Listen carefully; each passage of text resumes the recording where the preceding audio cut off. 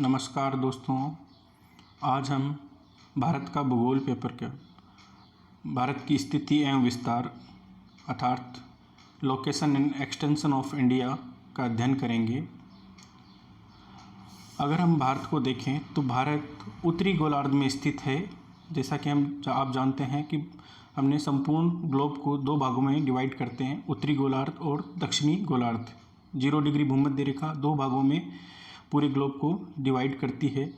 और इस स्थिति में देखें तो भारत उत्तरी गोलार्ध में स्थित है और ईस्टर्न हेमिस्फीयर इसलिए बोला गया है क्योंकि 0 मानक रेखा से अगर हम देखें तो भारत आपका 90 डिग्री पूर्वी देशांतर मतलब पूर्व की ओर पड़ता है, इसलिए हम इसको नॉर्थ और ईस्टर्न हेमिस्फीयर में कह सकते हैं।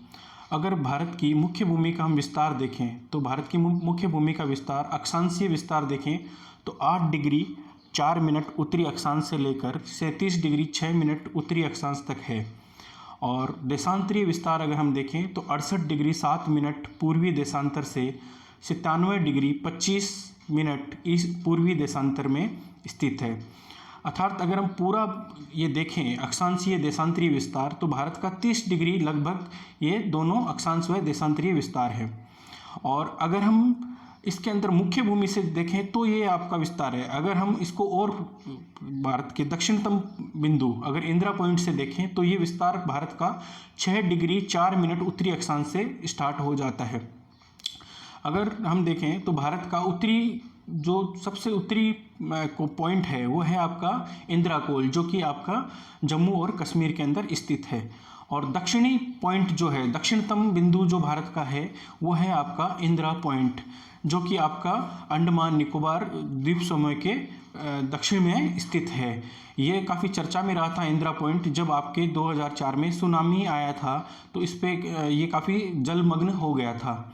इसके अतिरिक्त हम देखें तो भारत के हम आकार देखें तो ये दिखने में आपको त्रिभुजाकार दिखता है ना, ट्रायंगुलर शेप दिखता है, लेकिन ऐसा नहीं है, ये चतुष्कोणाकार है या क्वाड्रेंगुलर है। और भारत का अगर हम पूर्व से पश्चिम की ओर विस्तार देखें तो 2933 किलोमीटर है और उत्तर से दक्षिण की ओर यानी नॉर्थ साउथ अगर हम देखें इसका तो 3214 किलोमीटर लंबा है। भारत का अगर हम टोटल एरिया देखें तो 32,87,200 स्क्वायर किलोमीटर है, जो कि आपका पूरे ग्लोब के अगर हम एरिया का देखें तो 2.4% भाग अर्थात पूरे विश्व के भौगोलिक एरिया का भारत है वो 2.4% क्षेत्रफल कवर करता है। इंडिया इस दृष्टि से विश्व में 7वां सबसे बड़ा देश है। अगर इस पे कई बार आपको कॉम्पिटिटिव एग्जामिनेशन में ये क्वेश्चन पूछा जाता है कि निम्नलिखित में से 4 कंट्रीज को असेंडिंग या डिसेंडिंग ऑर्डर में लगाइए as per according to their area. तो सबसे बड़ा विश्व में जो देश है वो है रशिया, उसके बाद Canada, USA, China, Brazil, Australia, उसके बाद आपका भारत है जो 7वां विश्व का सबसे बड़ा देश है क्षेत्रफल की दृष्टि से। नेक्स्ट है आपका ट्रॉपिक ऑफ कैंसर है 23.5 डिग्री रेखा, जो आपको भारत को ऑलमोस्ट 2 भागों में डिवाइड करती है, जिसको हम कर्क रेखा कहते हैं या ट्रॉपिक ऑफ कैंसर कहते हैं। इस पे भी कई बार आपके कॉम्पिटिटिव एग्जामिनेशन में क्वेश्चन पूछे जाते हैं कि भाई कर्क रेखा आपके किन किन राज्यों से होकर गुजरती है, कर्क रेखा पे निम्नलिखित में से किस राज्य की राजधानी स्थित है। राजस्थान के जीके के अंदर भी कई बार क्वेश्चन पूछा जाता है कि राजस्थान में से कर्क रेखा किन जिलों में से निकलती है। तो आइए देखते हैं भारत के किन राज्यों में से आपकी कर्क रेखा गुजरती है। अगर हम पश्चिम से स्टार्ट करें तो गुजरात में से निकलती है, फिर राजस्थान, मध्य प्रदेश, छत्तीसगढ़, झारखंड, वेस्ट बंगाल, त्रिपुरा, मिजोरम। तो इन सब राज्यों से होकर आपकी कर्क रेखा गुजरती है। इस पर अधिकतर आपके क्वेश्चन पूछे जाते हैं जीके के अंदर। नेक्स्ट है आपका 82.5 डिग्री ईस्ट लॉन्गिट्यूड, आपकी जो स्टैंडर्ड मेरिडियन है या मानक समय रेखा भारत की है वो आपके 82.5 डिग्री मानी गई है, जो आपकी 5.5 घंटे आगे है। किससे आगे है? ग्रीनविच मीन टाइम रेखा यानी 0 डिग्री रेखा जो आपके लंदन से होकर निकलती है। इससे हमारा जो मानक समय रेखा है वो 5.5 घंटे हम लोग आगे हैं। इससे ही हमारा देश का समय निर्धारण होता है। इस पे भी अधिकतर आपके कॉम्पिटिटिव एग्जामिनेशन में क्वेश्चन पूछे जाते हैं कि ये किस शहर से होकर गुजरता है। ये आपके उत्तर प्रदेश के मिर्ज़ापुर में आपका ये गुजरता है सबसे पहले मेरिडियन। इसके अतिरिक्त इस पे क्वेश्चन पूछा जाता है कि ये आपकी जो इंडियन स्टैंडर्ड मेरिडियन है वो किन किन राज्यों से होकर गुजरती है। तो हम देखें तो आपके उत्तर प्रदेश, मध्य प्रदेश, छत्तीसगढ़, उड़ीसा और आंध्र प्रदेश, इन राज्यों से होकर ये भारतीय मानक रेखा गुजरती है।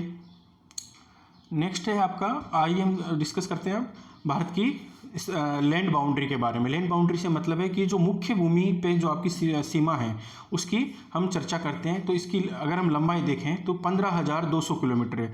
जो आप वाइट बॉर्डर देख पा रहे हैं ये आपका है मुख्य भूमि यानी लैंड बाउंड्री, जहाँ पे आपका तटीय इलाका ना होके समुद्री इलाका ना होकर तटीय इलाका है। तो इसकी मुख्य भूमि की लेंथ कितनी है? 15,200 किलोमीटर। और जो आप ग्रीन एरिया देख पा रहे हैं इसको बोलते हैं तटीय या कोस्ट लाइन। इसकी जो ग्रीन एरिया है इसकी लेंथ है आपके 6,100 किलोमीटर यानी 6100 किलोमीटर। इसको कोस्ट लाइन ऑफ मेनलैंड बोलते हैं। लेकिन इसके अंतर्गत अगर हम लक्षद्वीप और अंडमान निकोबार जो द्वीप समूह हैं इनको अगर हम इंक्लूड करते हैं तो टोटल जो आपकी कोस्ट लाइन है, total length of the coast line है उसकी आपका होगा 7,516 किलोमीटर। इस पर भी अधिकतर क्वेश्चन पूछे जाते हैं तो इसमें आपको कंफ्यूज नहीं होना है। अगर आपसे पूछे सिर्फ कि मुख्य भूमि की तटीय रेखा की लंबाई बताइए तो आपको बताना 6,100 किलोमीटर, या पूछे संपूर्ण आपके तटीय रेखा की लंबाई बताइए, total length of the coast line, तब आपको 7,516.6 किलोमीटर बताना है, जिसके अंतर्गत आपके अंडमान निकोबार वह लक्षद्वीप समूह की रेखा भी आ जाएगी। आइए देखते हैं फिर भारत किन भारत की तटीय जो राज्य हैं इसकी कोस्ट लाइन सबसे ज़्यादा सबसे ज़्यादा तटीय लंबाई किसकी है। तो अंडमान निकोबार की सबसे ज़्यादा लंबाई है, जो कोस्ट लाइन की लंबाई है वो सबसे ज़्यादा है 1962 किलोमीटर।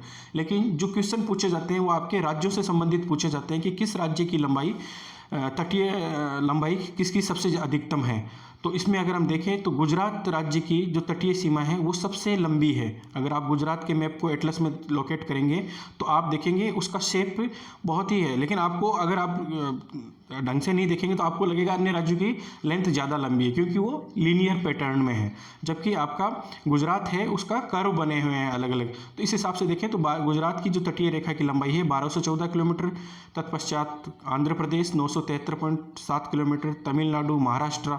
इस तरह से आपको ये क्रोनोलॉजिकल ऑर्डर आपको याद करना पड़ेगा कि भारत की तटीय रेखा की लंबाई सबसे अधिकतम किसकी है और न्यूनतम किसकी है। तो राज्यों में अगर हम देखिए यहाँ पे आपकी यूनियन टेरिटरीज हैं और राज्य भी हैं। तो सबसे न्यूनतम जो आपकी तटीय रेखा की लंबाई है वो आपकी है वेस्ट बंगाल की। यहाँ कंफ्यूज नहीं होना है क्योंकि अगर 4 ऑप्शन दिए हो और क्वेश्चन लिखा हुआ हो कि निम्नलिखित में से सबसे न्यूनतम तटीय रेखा की लंबाई किसकी है, किस राज्य की न्यूनतम लंबाई है। अगर आपके यहाँ पे लक्षद्वीप, पुडुचेरी और वेस्ट बंगाल दिया जाए तो आपको अगर क्वेश्चन की लैंग्वेज पढ़नी है, अगर उसमें दिया जाए कि निम्नलिखित में से लंबाई किसकी न्यूनतम है, तब आपको पुडुचेरी करना है। लेकिन अगर आपको कहा जाए कि निम्नलिखित में से किस राज्य की, तो राज्य के अंदर आपका वेस्ट बंगाल होगा सबसे न्यूनतम जिसकी तटीय लंबाई है। इस तरह से आपको ये टेबल थोड़ी देखनी पड़ेगी और एटलस में लोकेट करने पड़ेगा। अगर आप सबकी लेंथ देखें तो तटीय रेखा की तो 7,516.6 किलोमीटर है। नेक्स्ट हम देखते हैं कि इंडिया का जो लैंड बाउंड्रीज हैं इसमें आपके 2 तरह के क्वेश्चन बनते हैं कि किस देश के साथ में भारत की जो सीमा रेखा है सबसे लंबी किस देश के साथ लगती है। दूसरा क्वेश्चन बनता है कि निम्नलिखित में से किस राज्य की किन राज्यों की सीमा किस देश के साथ में लगती है। तो आइए देखते हैं। तो सबसे प्रथम जो आपका जो लंबा बॉर्डर है हम शेयर करता है इंडिया, वो है आपका बांग्लादेश के साथ में। अब इसमें 2 तरह के क्वेश्चन बनते हैं कि एक तो आपको कंट्रीज पूछ लेंगे, 4 कंट्रीज के नाम दे दिए जाएंगे और पूछेंगे कि किस कंट्रीज के साथ में इंडिया का सबसे अधिकतम या न्यूनतम बॉर्डर लगता है। तो हमारा इंडिया का बॉर्डर बांग्लादेश के साथ में हम सबसे ज़्यादा शेयर करते हैं, वो है 4,096.7 किलोमीटर। और इसके साथ में हमारे वेस्ट बंगाल, असम, मेघालय, त्रिपुरा और मिजोरम 5 राज्यों की सीमाएं इसके साथ में लगती है। तो ये आप जब एटलस में देखेंगे तो और आपको क्लियर हो जाएगा। तत्पश्चात हम जो भारत है वो चाइना के साथ बॉर्डर शेयर करता है। चाइना के साथ जो बॉर्डर शेयर करता है उसके अंदर हम एटलस में देखें तो देखेंगे जम्मू कश्मीर, हिमाचल प्रदेश, उत्तराखंड, सिक्किम, अरुणाचल प्रदेश, जो है ये राज्य आपके चाइना के साथ में बॉर्डर शेयर करते हैं। ये भी 5 राज्य हैं और ये आपके काफ़ी चर्चा में रहते हैं, जैसा आप सभी जानते हैं। पाकिस्तान के साथ में उत्तर में जम्मू कश्मीर, फिर पंजाब, फिर राजस्थान और गुजरात, 4 राज्य हैं जो आपके बॉर्डर शेयर करते हैं। इस बॉर्डर को आप क्या कहते हैं? Red Cliff. और चाइना के साथ जो बॉर्डर शेयर करते हैं उसको हम बोलते हैं मैकमोहन लाइन। नेक्स्ट राज्य है आपका नेपाल। नेपाल के साथ हम 1751 किलोमीटर लंबा बॉर्डर शेयर करते हैं, जो उत्तराखंड से स्टार्ट होता है, यूपी, बिहार, वेस्ट बंगाल, सिक्किम। यहाँ पे आपको कंफ्यूज नहीं होना है, हिमाचल के साथ आपका नेपाल बॉर्डर शेयर नहीं करता है। उत्तराखंड के साथ करता है, यूपी के साथ करता है, बिहार, वेस्ट बंगाल और सिक्किम। यहाँ पे एक बार आपको एटलस देख के अपने आप को क्लियर करना होगा, मैप देख के आप एक बार क्लियर हो जाएं। नेक्स्ट जो कंट्री है वह म्यांमार के साथ हम लोग 1643 किलोमीटर बॉर्डर शेयर करते हैं, जिसमें अरुणाचल प्रदेश, नागालैंड, मणिपुर, मिजोरम, चारों ही उत्तर पूर्व के राज्य हैं जो आपके म्यांमार के साथ में सीमा साझा करते हैं। नेक्स्ट कंट्री है आपका भूटान, जिसके साथ में हम 699 किलोमीटर की सीमा शेयर करते हैं।